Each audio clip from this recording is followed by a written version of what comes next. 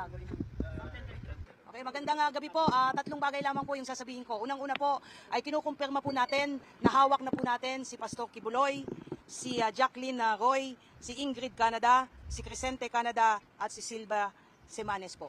Nakuha po natin yung custody po nila around 5:30 this afternoon at mga bandang 6:30 po ay nilipad po natin sila mula po sa Davao at papunta po dito sa Villamor po tayo lumabas. Lumapag po sila ang C-130 lulan po nitong mga nasabing individual at nakarating po sila dito sa Villamor na around 8:30 ng gabi at nakarating po tayo dito sa custodial facility na mga around 9:10 ng gabi po. Sa ngayon po ay nag-undergo po sila ng booking process. Kasama na po dyan yung fingerprint at mugshot at natapos na rin po yung physical and medical examination. At nangyari po itong pangyayari po na ito dahil kanina pong mga bandang 1:30 po ng hapon ay nagkaroon po ng negosasyon para po sa mapayapa po nilang pagsuko dahil binigyan po natin sila ng ultimatum nang within 24 hours po ay kailangan po nilang sumuko at nagkaroon po ng negotiation. So ito po ay joint efforts po ng PNP and AFP. Maraming salamat po. Ba ng sila sa loob ng Kingdom of Jesus Christ sumuko o doon po mismo sumuko? Yes po.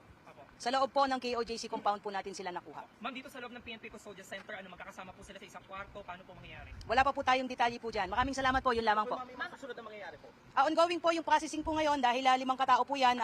Sabay-sabay po silang binubuking po ngayon at na-inspect na rin po sila at nasa maayos naman po silang kondisyon. Although some of them, based po doon sa medical examination po, medyo mataas po yung BP. But other than that, okay naman po sila at tuloy-tuloy po yung processing po ngayon. Ma'am, which case po sila na binuking po kanina? Lahat po ng kaso at diyan din po nangyari pagdating po nila dito sa custodial ay isinerve po yung warrant of arrest po sa kanila. Kung matatandaan niyo po, 3 kaso po ito.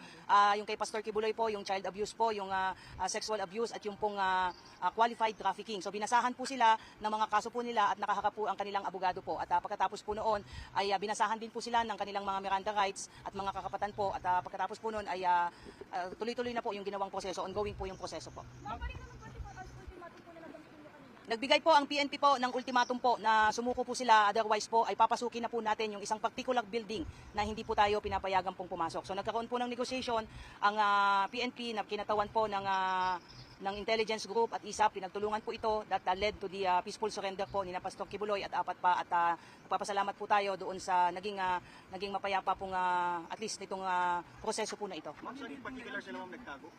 I don't have at liberty to reveal that. Ang importante po sa ngayon ay nasa kustodiya po ng PNP po ito at ang mangyayari po niyan ay bukas po inaasahan po natin na i-return po yung mga warrants of arrest doon po sa mga issuing courts. Particularly dyan po sa Quezon City kung saan nailipat na po yung mga kasong naisampa po natin sa Davao at doon naman po sa RTC 159 po. Ma'am, Pero hindi po underground, ma'am. Wala pong underground.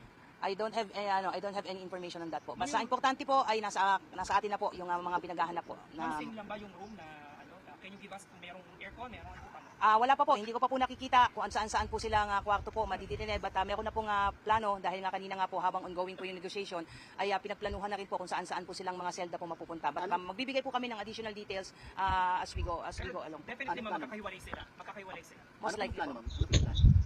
Ano po yung nakasaad sa plano, ma'am? Well, as to the operational details and planning, antayin na lang po natin na papatapusin lang po na natin yung proseso po. Mas important is we just would like to confirm po na nasa custody na po ng PNP sina Pastor Kibuloy at iba pa. Maraming salamat po. At sagot ko ngayong gabi ang lechon at band. Ano naman po